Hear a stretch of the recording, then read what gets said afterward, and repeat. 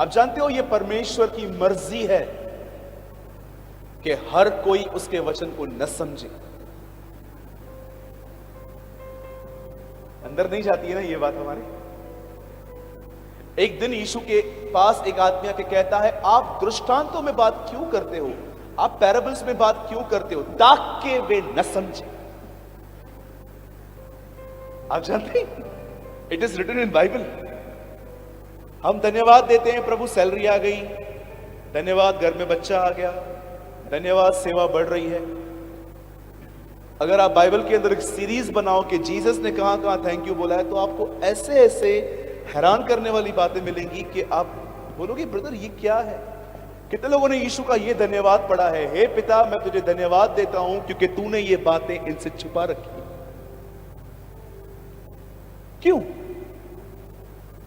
क्यों खुदा नहीं चाहता कि कुछ बातें सब न जाने? क्योंकि परमेश्वर उन दिनों में जब देह में आया यीशु मसीह बनकर, तब वो फरीसियों के विचारों को जानता था। वो जानता था ये सीखने नहीं आए हैं, ये परंपराओं को पूरा करने वाले लोग हैं सिर्फ। और ऐसों के लिए खुदा ने कहा, मैं इसीलिए पैराबल्स में बात करता हूं ताकि ये न समझे। लेकिन बाइबल बताती है, यीशु कहता है तुम्हें समझ दी गई है। आप जानते हो हम कौन से लोग हैं? हम वो लोग हैं जिसके ऊपर उसकी मर्जी है कि हम समझें। यीशु ने कहा बहुत लोग थे जो ये बातें सुनना और समझना चाहते थे पर वो न जान पाए। आप जानते हो गॉस्पेल जब प्रीच होता है, बाइबल बताती है एंजल भी उसे ध्यान से सुनते हैं। और वो बातें प्रेरितों ने प्रचार की, पतरस कहता है, जिसको स्वर्गदूत भी बड़े ध्यान से देखने की इच्छा रखते हैं। क्यों? क्योंकि इस पृथ्वी पर सुसमाचार प्रचार करने का काम मनुष्यों को दिया गया है, स्वर्गदूतों को नहीं।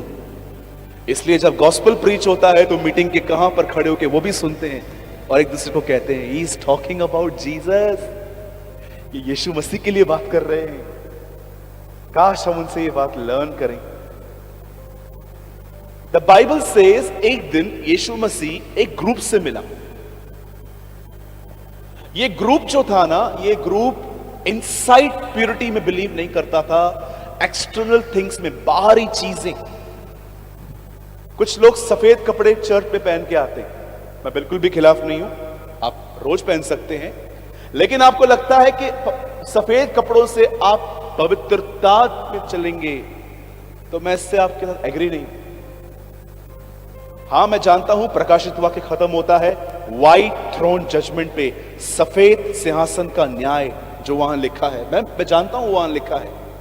लेकिन अगर आपको लगता है कि ये बाहरी चीजें आपको पवित्र करेंगी, तो ये ऐसा ग्रुप था जो ये बिलीव करता था कि बाहर की गवाही, आज बहुत सारे मसीह लोग हैं घर के अंदर गवाही बड़ी बुरी है, लेकिन बाहर इन लोगों से पूछो, इनके लिए पूछो ये कैसे हैं, नंबर 1।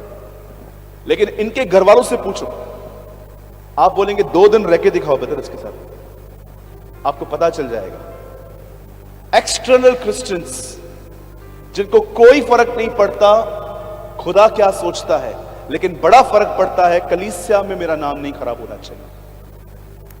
ये इस तरह के मसीह लोग थे।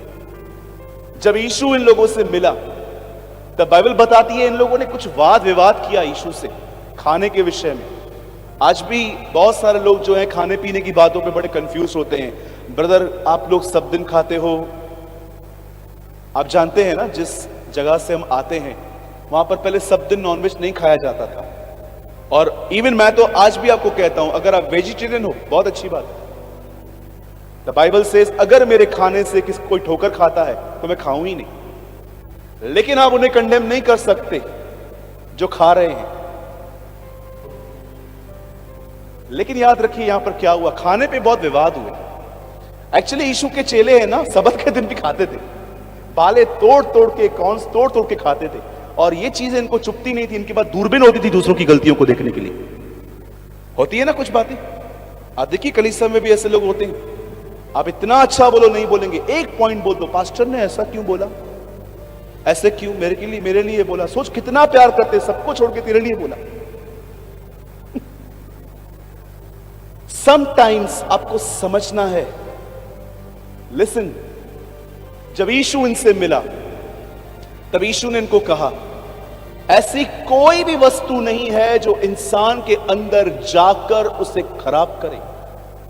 आप में से कितने लोग ये बात जानते हैं, ओल्ड टेस्टामेंट में, पुराने नियम में लोगों को अनक्लीन करता था खाना, बट अब नए नियम में लोगों को खाना नहीं, क्या अंदर से निकलता है वो उन्हें अशुद्ध करता है। और यीशु ने एक लंबी लिस्ट दी आगे चल के, मेरे पास टाइम नहीं है पूरा बताने की, आप घर जाके पढ़ लेना। तब यीशु ने कहा, पर स्त्री गमन, अपनी बीवी को छोड़ के किसी और की बीवी को देखकर अपने अंदर लस्ट रखना, काश मेरी शादी इससे हो जाती। लालच जो है उसमें संतुष्टि नहीं है, और चाहिए और चाहिए और चाहिए। सेहत खराब हो रही है उसके बाद भी चाहिए, काम करना है करना है करना है।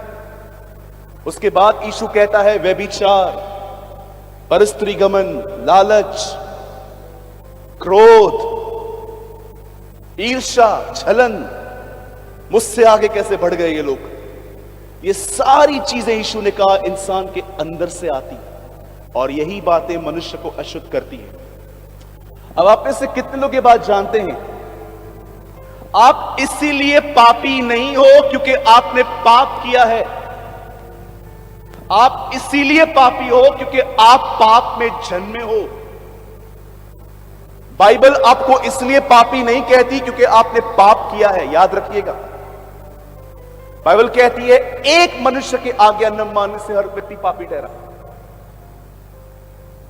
और बाइबल आपको धर्मी भी इसलिए नहीं कहती क्योंकि आप अच्छे हो। आपको बाइबल धर्मी इसीलिए कहती है, राइचस इसीलिए कहती है क्योंकि यीशु ने आज्ञा पालन किया। रोमन्स में लिखा गया है, जब एक मनुष्य के आज्ञा न मानने से हर व्यक्ति पापी ठहरा, तो एक मनुष्य के आज्ञा मानने से हम सब धर्मी क्यों न ठहरेंगे।